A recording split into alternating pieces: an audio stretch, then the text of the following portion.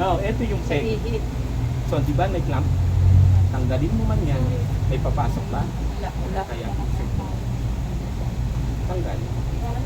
Flashing, ilang ml? 20, 30. Then, unlock. Then close. Dali, di ba? Then ito naman. Pagkain ko nga rin. Sa peg yan. Then close. Parang ganun. Parang Mas madali ito. Mas madali. Kasi yung doon. Gamot? Nandito.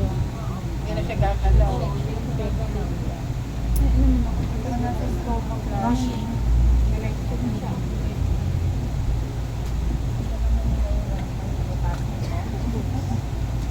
Kasi ito binubunot niya kaya iniikot mo yan. Procedure na yan, sir?